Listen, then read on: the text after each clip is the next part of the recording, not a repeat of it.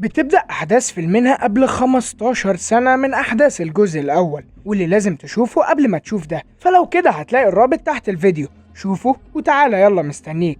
أما بالنسبة للي شافه فخليك معايا، يلا بينا نكمل. المهم هنا بنقابل الدكتورة الكبيرة العالمة فلورنس، مرات الراجل صاحب المتاهة عم الزفت هيرشل ده، وأم الشباب اللي كانوا عمالين يقتلوا في الناس الجزء الأول. بتكون بقى الست دي أخيراً توصلت للنظرية بتاعتها علشان تعمل الكريم اللي قلنا عليه، وهو إن الجين اللي بتدور عليه موجود بس في 2% من البشر، خصوصاً اللي شعرهم أحمر وتحديداً في جلدهم، وعلشان كده هي لازم تقطع جلدهم بالشكل ده وتستخدمه.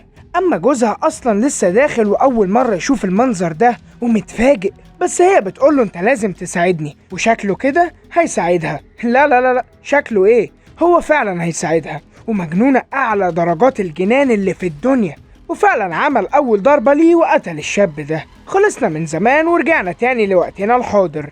بيكون بقى خلاص بعد ما عملوا الكريم بتاعهم، وهنا كانوا بيعملوا إعلان على التلفزيون، وفعلا بقى منتج كبير ومشهور ونتائجه جبارة في ترجيع الجلد لحالة الشباب تاني. هو فعلا معجزة فلورنس زي ما مسمينه، بس يغور بالطريقة اللي بيتعامل بيها ولا ايه؟ هنا كان هيرشل بيتكلم مع بنته في البيزنس بتاعهم، هيجيبوا كام شخص تاني وباعوا قد ايه والطلب على منتجهم اخباره ايه وكلام من ده، وكانوا عايزين يخفوا اللعب شوية اليومين دول علشان بعد فقدان مراته وابنه هنري مش عايز يفقد حد تاني من ولاده، وخايف عليها هي بالذات. وهنا ده حارس الناس اللي بيقطعوا من لحمهم علشان الكريم، فكان بيطمن انها عايشة وبيشوف المحلول، وفجأة حصل صوت صريخ وحد بيجري بره، فطلع يجري وراه بس اتكعبل في المحلول وفكه من البنت وطلع جري يشوف فيه ايه، والبنت لسه عايشة لحسن الحظ. وغالبا كده دي محاولة هرب من الناس المعتقلة دي، وصوت جرس الانذار سمعه هيرشل، وبنته راحت تشوف الكلام،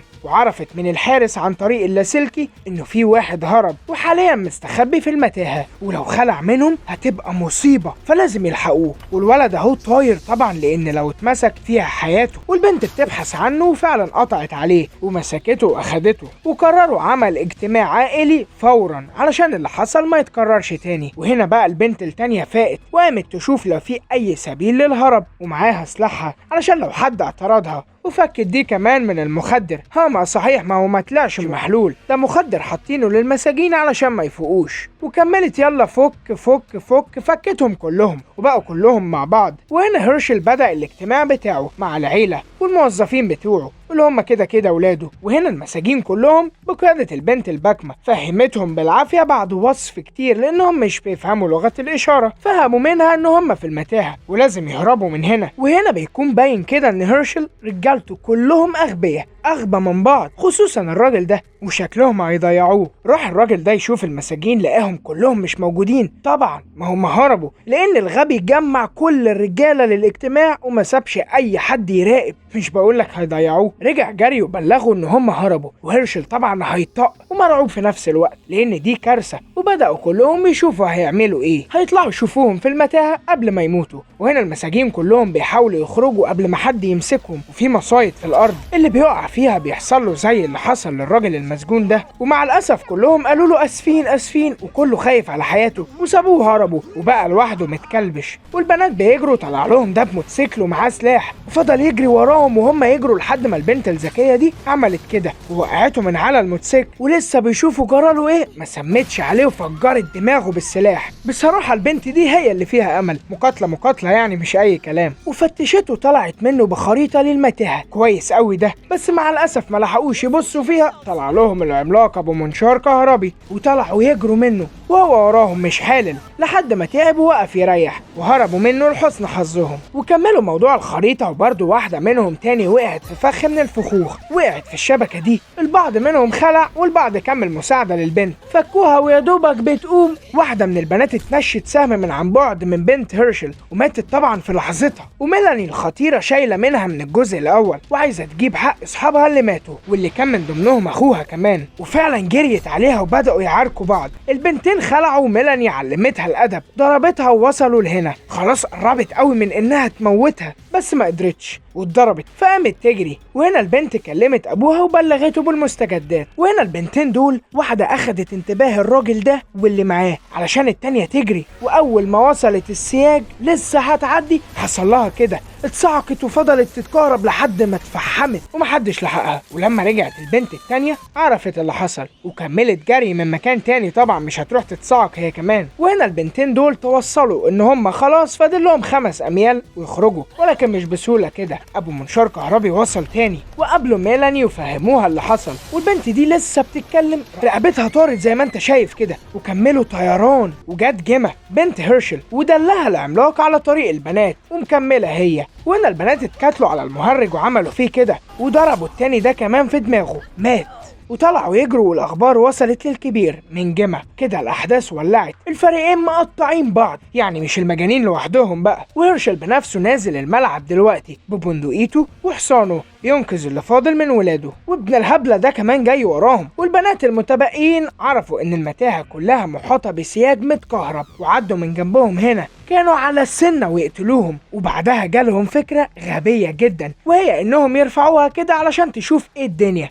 لقت هيرشل في وشها، نزلت مهبوده على الارض وقالت لهم اجروا، وجريوا لحد ما وقعوا على جاك المتاخر عقليا ابنه، ومسكوه كده وهددوه بيه وخلوه ينزل سلاحه. وفعلا هيرشل قال لهم انا افضل ان اقضي بقيه عمري في السجن على اني ادفن واحد من ولادي تاني. طلع عنده مشاعر قوي يعني. قال لهم طريقكم كده على طول زي ما انتوا، وفعلا مش ناوي على شر. فزقته ميلاني علشان تجري، لبس في الاحجيه ومات بدون قصد. وطلعوا يجروا، طبعا صرخ ابوه عليه ومش هيسيبهم كده لان ده كان اعز اولاده. وهنا ميلاني والبنت دي قرروا يقتلوا المهرج، ولسه هيقتلوه اخدت رمح في زورها ونزلت ماتت في الحال. وميلاني فاقت وطلعت وراها جيما، مش هتسيبها الا لما تقتلها بايديها لانها ضربتها ودي كبيره في حقها. وكلمت ابوها عرفت منها ان جاك مات، وقال لها انا عايزها حيه هاتيها لي اموتها بنفسي. وخرجت بالفعل بنت منهم وصلت للراجل ده، راجل من بره، قالت له اتصل بالبوليس حالا ارجوك ساعدني، ومرعوبه طبعا. وهنا ميلاني خلاص على وشك الهروب، بس جيما جابتها وبتضرب عليها رماح ما جاش فيها ده ولا ده ولا حتى ده. ومن قدامها جه هيرشل وقال لها يا جيما اقضي عليها وقطعيها حتت. وبدأوا المعركة تاني، ولكن المرة دي مفيش بعدها، يا قاتل يا مقتول. والبنت اللي قلنا الراجل ده هيساعدها طلع معاهم، وجه هيرشل ضربها كده واخدها، وانتهت معركة ميلاني بهزيمتها. وبعد دقائق قليلة بقينا في المعمل مع بقية المساجين اللي لسه ما ماتوش، واللي منهم ميلاني وهيرشل وجيما والباقي من عياله واقفين. ولكن في حاجة بقى، دول خيطوا بقهم وعيونهم، كل المساجين اتخيطت زي ما احنا شايفين كده، ولكن ما عدا ميلاني. وبدأوا يعذبوهم قدامها وكسروا كاحل البنت دي علشان محدش يهرب تاني. وقرر هيرشل يقتلها، ولكن بعد ما يعذب كل الناس قدامها، بس بنته مسكته ووقفت قصاده وقالت له ما تقتلهاش لانها مهمة بالنسبة لهم بسبب جيناتها وما ينفعش تموت. وهو بيقول لها بقول لك ايه، دي موتت 3 من ولادي 3 ولازم اقتلها بنفسي. وبعد جدال طويل جدا فعلا قتلها. وخلاص بعد كل اللي حصل ده وكل المعارك اللي حصلت والهرب اللي حاولوا يعملوه، ماتوا كلهم وهم مكملين البيزنس بتاعهم ولا اكن حاجة حصلت. لا وكمان توسعوا واحترفوا مع شركة يابانية كمان. وبينتهي فيلمنا هنا، سلام.